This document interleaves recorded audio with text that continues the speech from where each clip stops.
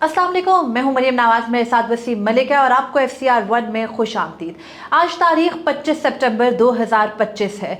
Sindh high court में Islamabad high court के जज जस्टिस तारिक महमूद जहांगीरी खुद पेश हुए। उन्होंने 26वीं आईनी तरमीम के नतीजे में बनने वाले सिंध हाई कोर्ट के आईनी बेंच के सामने खुद को सुनने की दरख्वास्त की, इस्तदा की, लेकिन उनकी इस्तदा को मंजूर नहीं किया गया, जिसके बाद सिंध हाई कोर्ट से जो विजुअल्स आए वो ना सिर्फ हंगामा खेज थे बल्कि वो ये भी शनीद दे रहे थे कि अगर कहीं पर जजेस इस किस्म का इकदाम रखेंगे तो वकला फिलहाल अगर किसी और मामले में नहीं तो अपने जजेस के साथ मुज़ाहमत करने को तैयार जरूर हैं। उसके अलावा इमरान खान का मुकदमा इस्लामाबाद हाई कोर्ट में टेकअप हुआ।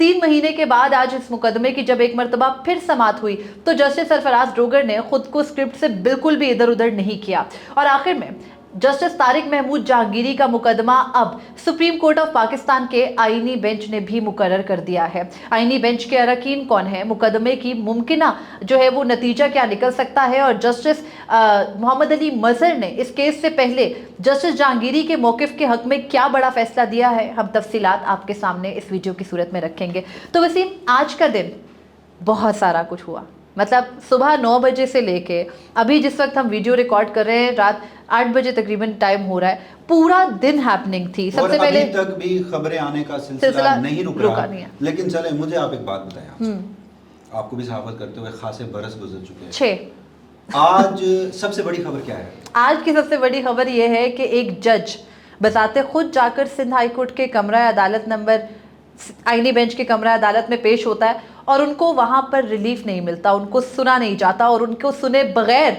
यकतरफा फैसला कर दिया जाता। तो जो सबसे बड़ी खबर होती है उस पर सबसे ज़्यादा बात होती है। पाकिस्तान के कोई 40 से ज़्यादा तो मेन स्ट्रीम चैनल्स होंगे। बिल्कुल नाज़रीन, आप भी देखिएगा, हम भी कोशिश करेंगे कि किन चैनल्स पर कितने टॉक शोज़ में आज इस इशू पे बात हुई है।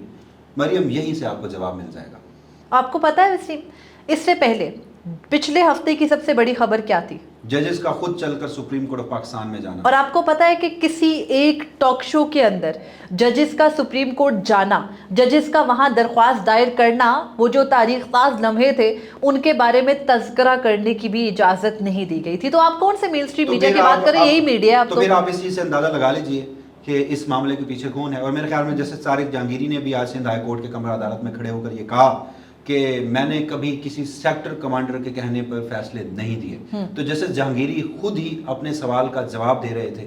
मैं समझता हूँ, मैं डंके की चोट पर यह कहता हूँ कि अगर वो किसी सेक्टर कमांडर के कहने पर हाई कोर्ट में बैठकर फैसले दिया करते तो आज चीफ जस्टिस होते। और अगर उनके साथ के दीगर 4 इस्लामाबाद हाई कोर्ट के बावकार, असूल पसंद, आइन पसंद, आज़ाद मंच जजेस भी सेक्टर कमांडर के कहने पर ही फैसले दिया करते तो वो इस्लामाबाद हाई कोर्ट की इस्टेब्लिशमेंट में बैठे होते, इस्लामाबाद हाई कोर्ट के करता धरता होते। क्विकली मुझे बता दें, सिंध हाई कोर्ट में आज हुआ क्या? सिंध हाई कोर्ट में आज क्या हुआ कि आज सुबह 9 बजे, जैसा कि हम लोग सिंध हाई कोर्ट के कोर्ट रिपोर्टर्स को कल ही बता रहे थे कि मुमकिन तौर पर जस्टिस जहांगीरी आज सिंध हाई कोर्ट आएंगे, आपके मेहमान होंगे, तो हमें लम्हा ब लम्हा अपडेटेड रखिएगा। उनका भी शुक्रिया उन्होंने रखा। सुबह 9 बजे पहली खबर ये आई कि जस्टिस तारिक महमूद जहांगीरी और उनके हमरा जस्टिस समन रिफत इम्तियाज सिंध हाई कोर्ट में एंटर हुए और उनको खुद जो है वो चल के जस्टिस के आगा, जो कि जस्टिस करीम खान आगा हैं, आईनी बेंच के सरबराह सिंध हाई कोर्ट में, उनकी अदालत में पेश हुए। जज साहब ने सबसे पहले अपना केस कॉल होने के बाद, गालिबन दूसरे नंबर पर के पहले नंबर पर उनका केस लगा था, उन्होंने केस कॉल होने के बाद आईनी बेंच के जज साहब के सामने खुद जाकर रोस्टम संभाला। आम साइलिन की तरह उनको बताया कि जिस मुकदमे को आप सुनने जा रहे हैं इसमें मुतासरा फरीक मैं हूँ, मुझे सुना जाए। तो उनको जो जस्टिस उनकी वहाँ बल्कि मौजूदगी को जो अदर साइड थी उसने अपोज किया। तो जस्टिस करीम खान आगा ने के आगा ने उनसे सवाल पूछा कि वो सारे वकला किधर हैं जिन्होंने इस केस के अंदर दरख्वास्तें की थी, क्योंकि हम आपको तो फिलहाल नहीं सुनेंगे, हम उनको सुनेंगे और हम उनसे पूछेंगे कि ये मुकदमा काबिल समाअत कैसे है। 1 साल के बाद जस्टिस के आगा ये सवाल पूछ रहे थे कि मुकदमा जेर समाअत कैसे है। उसके बाद रश ज्यादा था। बाद पहली मर्तबा जब 26वीं आईनी तरमीम के तहत बनने वाले आईनी बेंच में ये मुकदमा गया, इससे कबल सिंध हाई कोर्ट का ही रेगुलर बेंच ये मुकदमा सुन रहा था।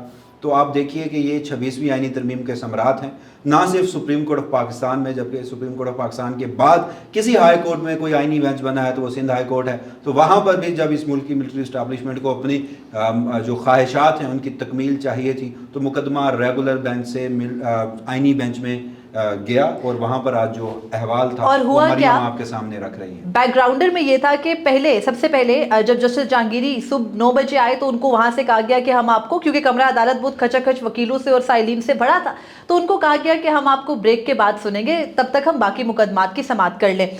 अच्छा, ब्रेक के बाद जब मुकदमा दोबारा शुरू होता है तो बैरिस्टर सलाहुद्दीन अहमद, जो कि कराची बार की जानिब से जस्टिस जहांगीरी की दरख्वास्त पिछले साल सिंध हाई कोर्ट लेकर गए थे और उनको स्टे भी मिला था कराची यूनिवर्सिटी के फैसले पर, वो रोस्टरम पर आए और उन्होंने आकर बेंच के ऊपर एतराज किया और कहा कि नवंबर 2024 में जस्टिस सलाहुद्दीन पंवर, जो कि अब सुप्रीम कोर्ट के जज हैं, तब वो सिंध हाई कोर्ट में थे, उनके साथ जस्टिस अदनान करीम इस मुकदमे की समाअत जब कर रहे थे तो एक जुडिशियल ऑर्डर मौजूद था जिसमें कहा गया था कि जिस केस में फारूक एच नाइक वकील हो वो केस जस्टिस अदनान करीम के सामने ना लगाया जाए। फिर उन्होंने कहा कि कुछ दिन पहले जस्टिस यूसुफ अली सईद के बेंच में केस लगा हुआ था, लेकिन उस दिन रेफरेंस था।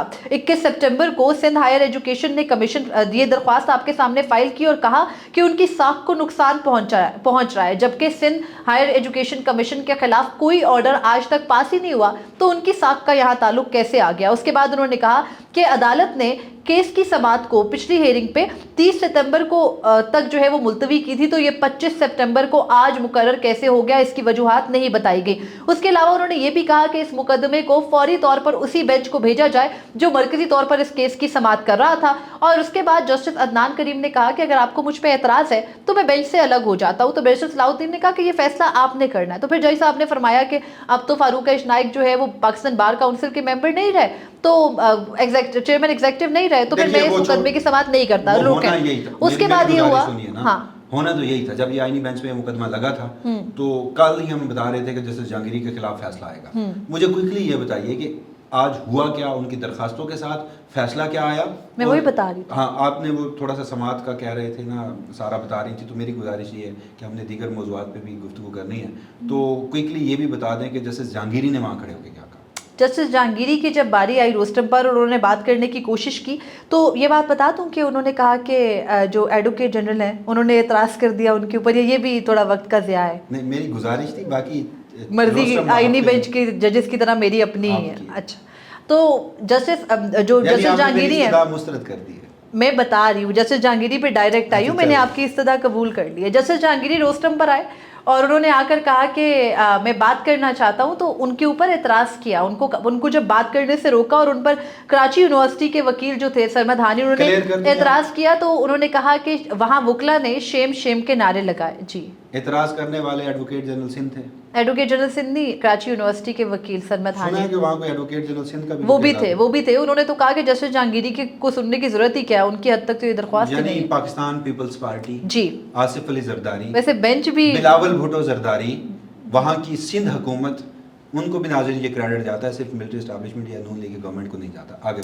बहरहाल उसके बाद वहाँ पे वकला ने ये भी एतराज़ किया, फैसल सिद्दीकी साहब ने, जो कि इस्लामाबाद बार को रिप्रेजेंट कर रहे थे, कि ये आईनी बेंच का मुकदमा नहीं है, रेगुलर बेंच का मुकदमा है, जिस पे जस्टिस अदनान करीम ने कहा कि आईनी बेंच हर तरह का केस सुन सकता है। उसके बाद जस्टिस तारिक महमूद जहांगीरी ने बार बार कोशिश की कि उनको बोलने दिया जाए, नहीं बोलने दिया जा रहा था, तो वकला ने शेम के नारे लगाए। उसके बाद जस्टिस तारिक महमूद जहांगीरी को जब मौका दिया गया तो उन्होंने कहा कि मुझे इस केस में फरीक बनने का मौका दिया जाए। उन्होंने कहा कि मैं दुनिया भर में ऐसा कहीं नहीं होता कि एक जज मुल्जिम बनकर कटहरे में खड़ा हुआ हो, मैं अपने हल्फ की पासदारी करता रहा हूं। जब उन्होंने ये कहा कि मैं अपने हल्फ की पासदारी करता रहा हूं, तो कमरा अदालत में मौजूद वकला ने उनके हक में तालियां बजाई। उसके बाद जस्टिस जहांगीरी ने कहा कि मैं अल्लाह और उसके नबी सल्लल्लाहु अलैहि वसल्लम की कसम खाकर कहता हूं कि मैंने अपने हल्फ की पासदारी की है। मैं कसम खाता हूं कि मेरी डिग्री असली है, मैंने तमाम इम्तहानात तीनों सालों के खुद दिए। जस्टिस जहांगीरी ये भी कहते हैं कि मैं इस केस का बराह रास्त मुतासरा फरीक हूँ,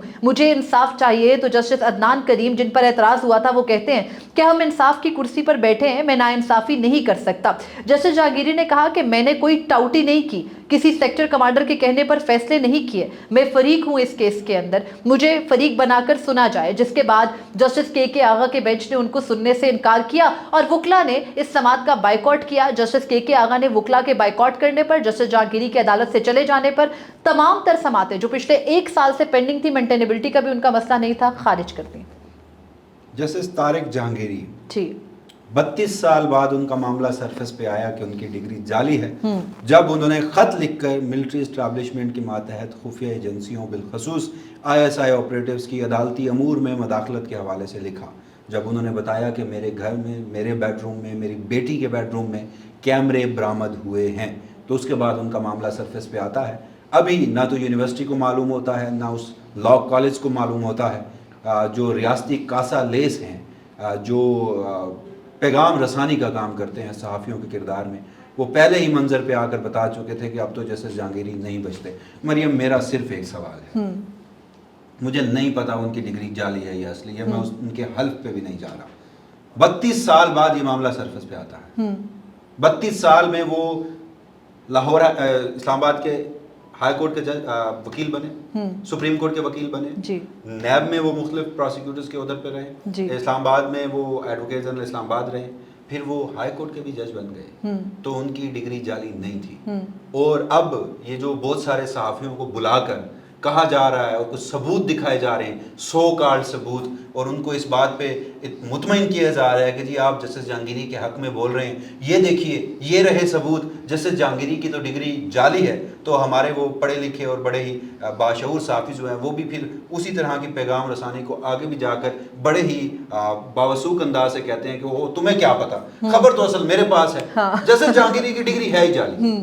تو میرا پھر ایک سوال ہے، ان کی ڈگری جعلی ہے، آپ کے پاس بہترین آپشن ہے، ایک ہی عدالت ہو، اس میں یہ مقدمہ ہو، اس کو براہ راست سماعت کے لیے نشر کیجیے، جسٹس جہانگیری اپنے لیے خود وکالت کریں گے، آپ کراچی یونیورسٹی کو بھی لے آئیے، اسلامیہ لاء کالج کو بھی لے آئیے، HEC کو بھی لے آئیے، اور وہاں پر ثبوت رکھے جائیں، اور جو دستاویز پڑھی جا رہی ہو وہ بھی اسکرین پہ شیئر کی جا رہی ہو، دودھ کا دودھ اور پانی کا پانی ہو جائے گا۔ ایسا نہیں کیا جائے گا، آپ سے گزارش ہے، ایسا نہیں کیا جائے گا۔ وجہ یہ ہے 3 فورمز پر اب تک جسٹس جہانگیری کے خلاف فیصلے آئے ہیں۔ پہلا فورم کون سا تھا؟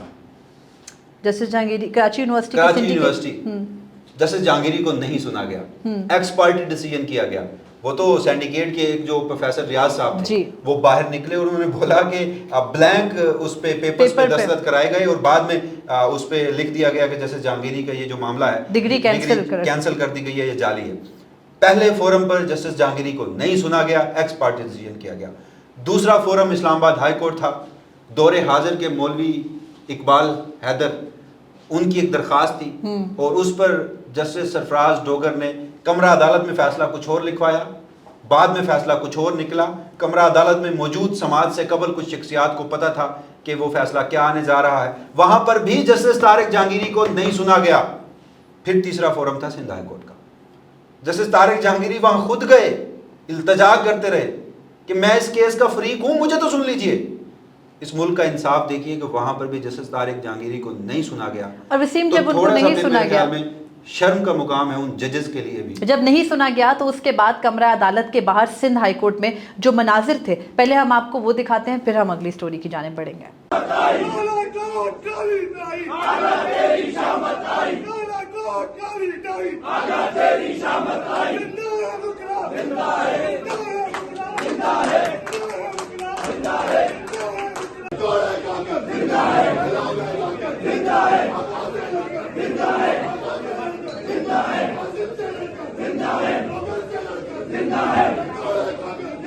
تو یہ منظر تھے آج سندھ ہائی کورٹ کے، اور وہاں پر موجود صحافیوں کا کہنا ہے کہ ایسے مناظر شاید انہوں نے وکلا تحریک کے ٹائم پر دیکھے ہوں، اس کے بعد نہیں دیکھے۔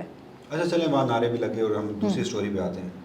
جسٹس کے آغا سندھ ہائی کورٹ کے 8ویں نمبر پر تھے جب انہیں آئینی بینچ کی سربراہی کے لیے چنا گیا۔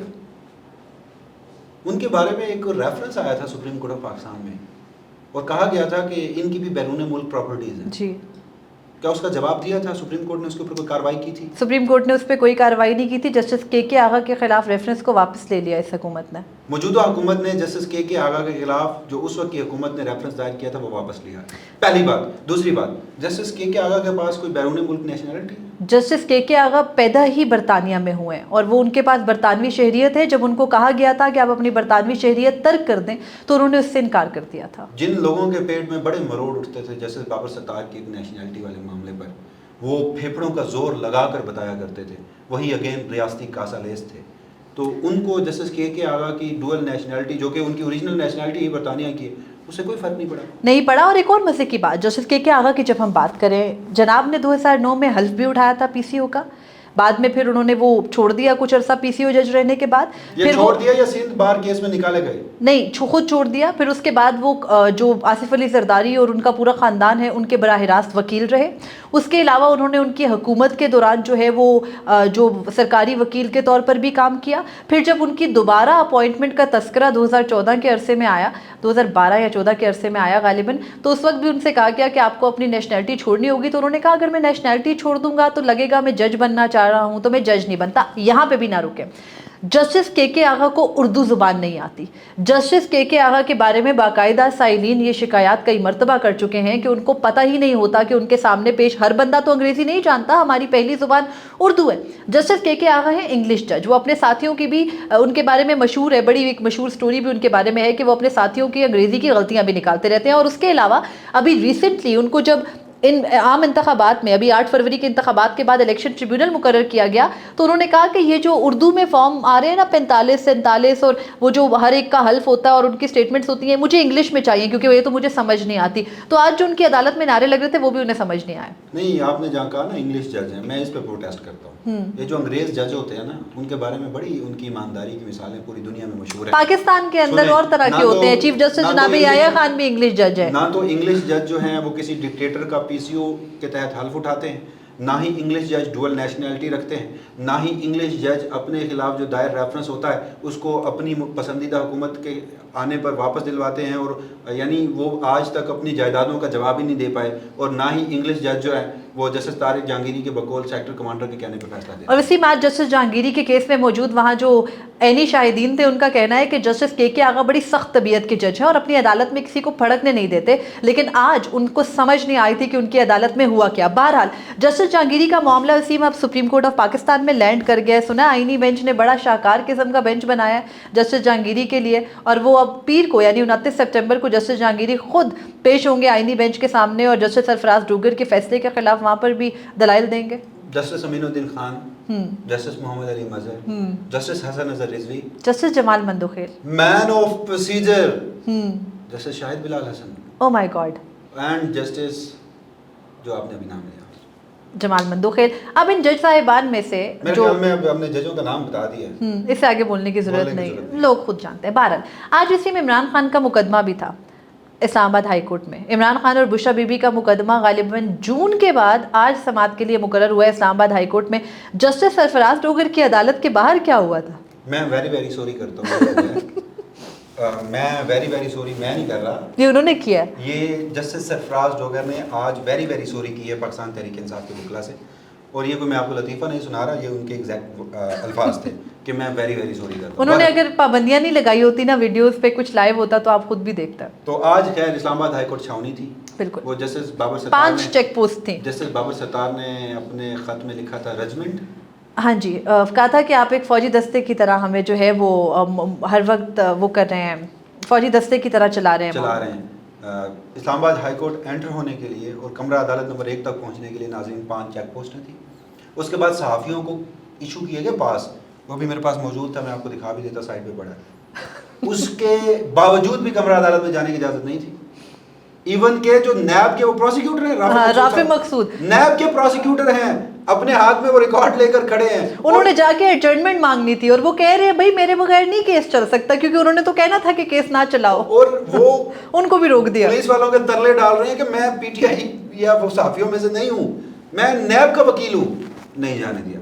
سلمان صفدر جو کہ پہلے کمرہ عدالت میں پہنچ گئے تھے, وہ باہر آئے, انہوں نے وہاں آ کر پولیس والوں کو کہا کہ اگر نیب کے وکیل کو نہیں آنے دو گے تو کیس کی سماعت ہی نہیں ہوگی. پولیس والوں نے نہیں مانا. بہرحال وہ پھر کچھ نعرے لگے کہ گرتی ہوئی دیوار کو ایک دھکا اور دو, چونکہ وہاں 5-7 پھر دیوار بنائی گئی اور پھر سب نے دھکے لگائے, دھکا دیا گیا, اور پھر ہم بھی انٹر ہو گئے ساتھ میں. تو پھر وہ سارے لوگ کمرہ عدالت میں پہنچے, سماعت کا آغاز ہوا.